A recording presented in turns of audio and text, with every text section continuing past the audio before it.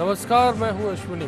G20 शिखर सम्मेलन में भाग लेने पहुंचे प्रधानमंत्री नरेंद्र मोदी ने क्या चीन को आतंकवाद के मसले पर घेरने में कामयाबी हासिल की है। ये बात के मायने इसलिए कि बीते दिनों चीन की शहर पर पड़ोसी पाकिस्तान की नापाक हरकतों से चर्चे गरमाए थे। ऐसे में क्या पाकिस्तान समर्थित चरमपंथ का मुद्दा उठाकर मोदी ने चीन को उसी के घर में घेर लिया, या फिर अंतर्राष्ट्रीय बिरादरी को ये पैगाम देने में मोदी कामयाब रहे कि शी जिनपिंग की शहर पर नवाज शरीफ सरकार कितना ही कश्मीर का राग उठा ले, दोनों की हरकतें अब दुनिया के सामने होगी। एक सवाल NSG में भारत की सदस्यता से जुड़ा होगा। क्या हर मसले पर मोदी ने अब की मर्तबा दमदार तरीके से बात रखी है? बदलती रणनीति के साथ पाकिस्तान समर्थित आतंकवाद को लेकर कैसे है मोदी के तेवर? खुलकर बात होगी बिग फाइट लाइव में।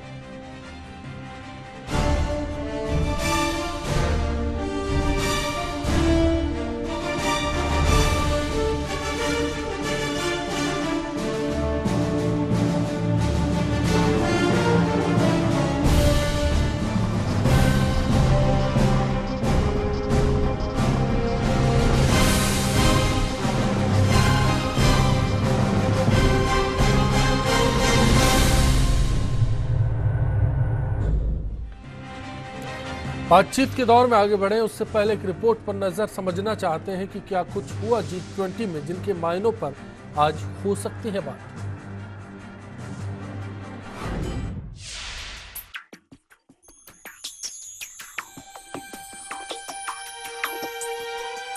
G20 समिट में आतंकवाद के मसले पर प्रधानमंत्री नरेंद्र मोदी के कड़े रुख के बाद एक बार फिर भारत की विदेश नीति और टेररिज्म पर रुख को लेकर चर्चे तेज हैं। BBC दुनिया से लेकर पाकिस्तान की द ट्रिब्यून तक ने इस मसले को प्रमुखता से खबरों में शामिल किया है। सोमवार को चीन में प्रधानमंत्री नरेंद्र मोदी ने पाकिस्तान का नाम लिए बगैर उस पर निशाना साधा और कहा कि भारत ने टेररिज्म के मसले पर जीरो टॉलरेंस पॉलिसी अपना रखी है। एक टेररिस्ट होता है। साउथ एशिया में एक देश हमारे रीजन में आतंकवाद को उसके एजेंट्स के जरिए फैला रहा है। ऐसे में आतंक फैलाने वालों पर बंदिशें लगाएं। सीधा सा समझे तो क्या नरेंद्र मोदी चीन की चालबाजियों को रोक पाएंगे? FirstIndiaNews.com पर इसी सवाल पर आपकी राय का आज हमें इंतजार है। साथ ही फेसबुक या फिर ट्विटर पर भी आप बता सकते हैं कि इस सवाल पर आपने क्या सोचा है। दरअसल चीन के इस दौरे से पहले मोदी वियतनाम भी गए।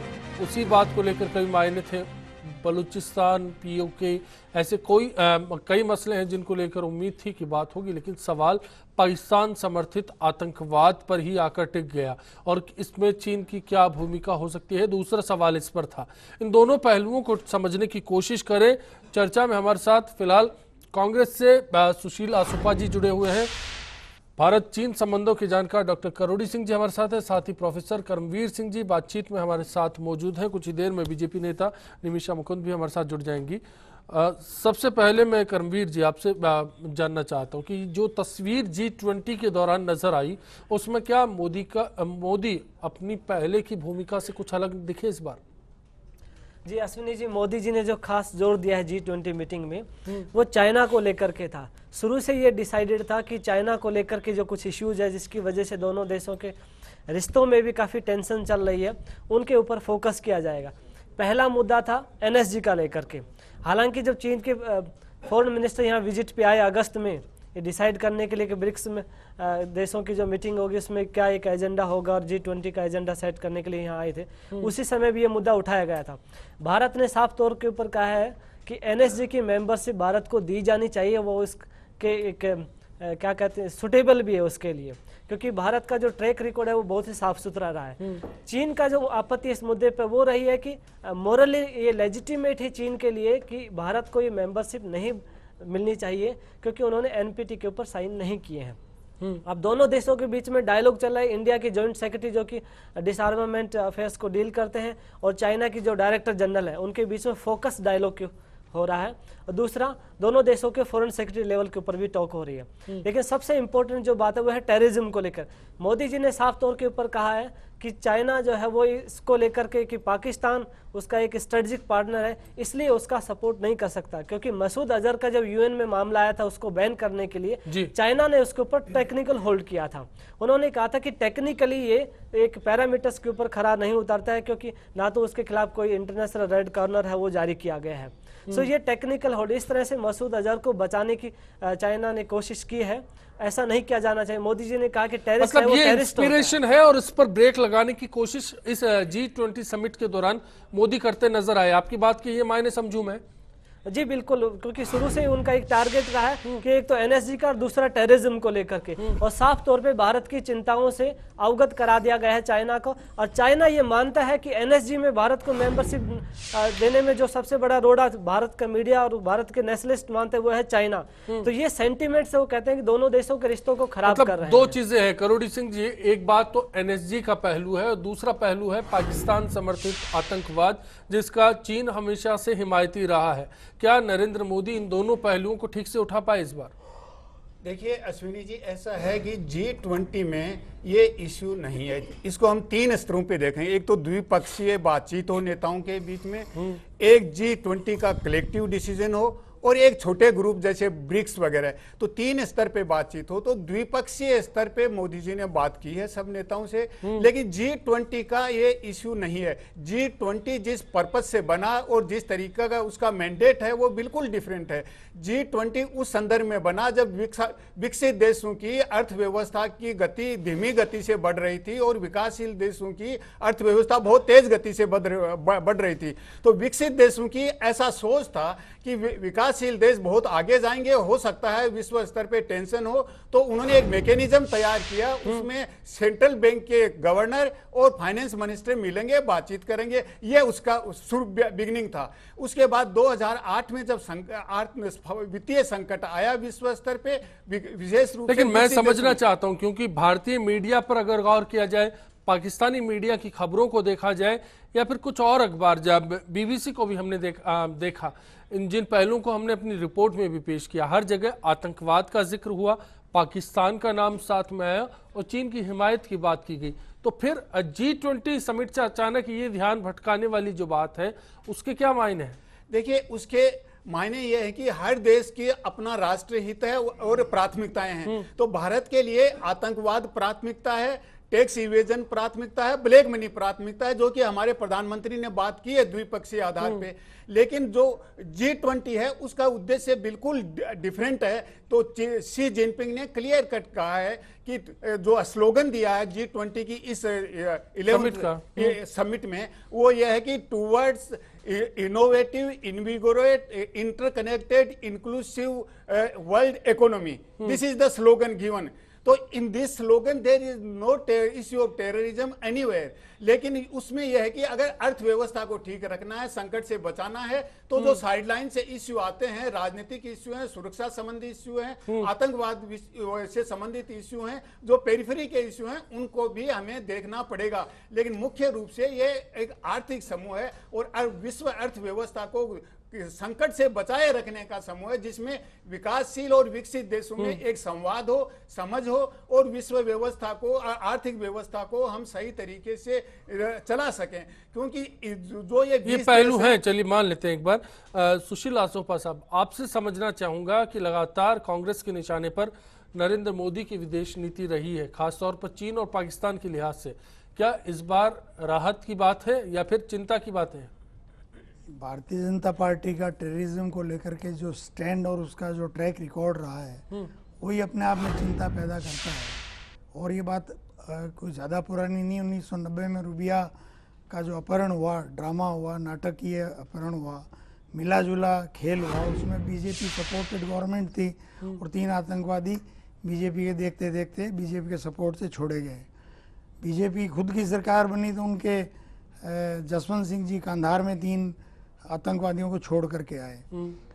अब उसके कई साल बाद 10 साल यूपीए की सरकार रही, उस दौरान ये नरेंद्र मोदी साहब ने जो भाषण दिए, और रजत शर्मा जी के एक उसमें क्या वो एक घंटे का चलता है ना, आपकी बात या कुछ आपकी उसमें अदालत, जी। है। हाँ जी, वो उसमें और कई भाषणों में उसमें तो बोला उन्होंने एक बड़ा नाटकीय अंदाज में कि जब पाकिस्तान हमला करता है भारत पे तो ओबामा के पीछे जाकर के मनमोहन सिंह खड़े ओबामा ओबामा ऐसा करके उन्होंने एक जैसे फिल्मांकन करते हैं वैसे मोदी जी का फिल्मांकन वीडियो अभी मैं देख के आया हूँ।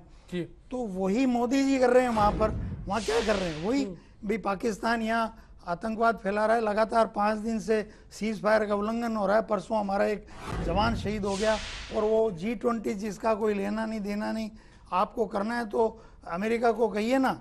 अब जैसे हम तो चलो ओबामा ओबामा करते थे, आपका तो ओबामा गले में यहाँ बात हुई आतंकवाद की, आतंकवाद के समर्थन करने वाले देशों की। बात पूरी नहीं होगी। ओबामा को कहिए कि सेंश्योर्स लगा दे पाकिस्तान पे। यूएनओ के सेंश्योर छोड़िए, ईरान पे सेंश्योर लगाए ना। अमेरिका ने चाहा तो ईरान पे कितने साल सेंश्योर रहा। अगर आपकी बात का वजन है और आपकी बात को वर्ल्ड सुनता है और आप विश्व के बड़े नेता बन गए हैं तो यूएनओ में रेजोल्यूशन पास कराइए और पाकिस्तान को अमेरिका की सारी मदद बंद कराइए और दूसरे आपकी नजर में चीन से जो भी बातें हुई उनके फिलहाल कोई मायने नहीं होंगे। Before elections you are performing the same thing. देखिए, आपकी बात में जा रही हूँ कि आप मान रहे हैं ना कि हम अंतर्राष्ट्रीय पटल पे अपनी बात कह पा रहे हैं और अंतर्राष्ट्रीय पटल पर हमारी बात 2.5 साल हो गया, परिणाम लाइए। देखिए सुशील जी, मुझे बहुत अच्छा परिणाम लगा लाइए आपने इस चैनल के माध्यम से आप परिणाम लाइए। अंतर्राष्ट्रीय मंच कुछ नहीं होता है, सुनी जा रही है। अंतर्राष्ट्रीय मंच के फिलीपींस नहीं सुन रहा है। आपके काल में अंतर्राष्ट्रीय मंच के फिलीपींस नहीं सुन रहा है। खाली बातों के गीतों से होगा नहीं। 5 दिन से सीज फायर उल्लंघन हो रहा है। आज भी गोलियां चली है। आज जो सुशील जी, इस बात को आपने खुद स्वीकार किया है अभी अंतर्राष्ट्रीय पटल पर आज जो जिस तरह से आज भारत के राष्ट्रीय हित को प्रखरता से रखा जा रहा है, उससे क्या हो रहा है? नहीं मैम, निमिषा जी चलिए एक बार छोड़ देते हैं सुशील जी को, मूल मुद्दे पर आ जाते हैं। पाकिस्तान, चाइना और आतंकवाद, क्या इन तीनों मसलों को लेकर मोदी जो बातें करते आए हैं उसी बात पर अब खरा उतरने की कोशिश में है? चीन की चालबाजियों का मोदी जवाब दे पाएंगे? देखिए, अभी जो G20 की बैठक से पहले ही वियतनाम जाकर के और जो हमने सैन्य समझौते किए, पनडुब्बी समझौते किए, वो अपने आप में एक सीधी पटल पे चुनौती थी कि आपके जो चाइना का जो एक रौबदार रवैया था, जो अपने वो सागर पे उसने अपने आसपास के जो देश थे उनके लिए एक अपना रौब-दाब जमा करके, वियतनाम हो चाहे मलेशिया हुआ चाहे जापान हुआ, इन सबको चुनौती दे करके चाइना जो अपना एकाधिकार स्थापित कर रहा था और कृत्रिम द्वीप बना करके भी जो इस तरह से एकाधिकार स्थापित कर रहा था, तो उसको एक प्रकट चुनौती जो अभी हमारी माननीय प्रधानमंत्री जी की विदेश यात्रा, ये जो इस G20 मीटिंग से जाकर पहले वियतनाम में जाकर उन्होंने समझौता किया, सीधा एक चुनौती है।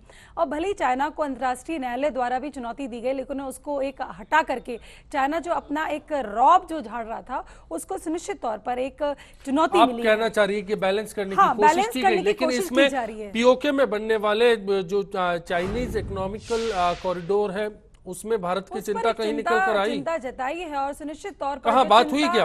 मैंने कहीं नहीं देखा। बाकी जो राज्य, बाकी जो देश हैं उनको लेकर के, मलेशिया, वियतनाम, जापान, उत्तरी कोरिया, उनको लेकर के इसको रोकने का स्फूर्तखोर प्रयास किया जा रहा है। देखिए, चाइना और पाकिस्तान की जो आज जो एक नीति रही है वो रातों रात डेवलप नहीं हुई है। हमने जो अब तक की विदेश नीतियां पूर्व के कार्यकाल में रही है उसके अंदर हमेशा से एक तुष्टीकरण की नीति रही और हमेशा इनको एक ढूलमूल रवैया अपना करके अंतर्राष्ट्रीय पटल पर हम कभी भी अपने राष्ट्रीय हित को रख नहीं पाए और उस वजह से इनका जो आज जो बल बना है और आज जो बना है, चाइना ने जो अपनी 9 राज्यों में टोकने के लिए मजबूर कर रहे हैं, 9 देशों में आतंकवादी आप छोड़ते हो आपके और तुष्टीकरण हम कर रहे हैं। हमने तो अंतर्राष्ट्रीय पटल में बढ़ाई है। देखिए, अभी जो भारतीय जनता पार्टी की जो नीति रही है उस नीति के देख मेक इन इंडिया चाहे विदेशी निवेश हो, उस वजह से अंतर्राष्ट्रीय पटल पर चाइना से बेहतर हम आर्थिक विकास वृद्धि दर लेकर आए हैं। वो हमारी प्रखर विदेश नीति का मेरा समझ में नहीं आ रहा। मैं जानना चाहता हूं कि दक्षिणी एशिया का जब भी जिक्र होता है तो एक मुल्क की बात आती है जहां आतंकवाद को बढ़ावा मिलता है और उसका असर बाकी जगह पर कैसा। सवाल दक्षिणी चीन सागर का भी है, उसको लेकर क्या मोदी कहीं कंट्रोलिंग की बात कर पाते हैं? क्योंकि अमेरिका इस बार खुलकर सामने आया है। छोटा सा ब्रेक लेंगे, लौटते हैं तुरंत और चर्चा का दौर जारी रखा जाएगा।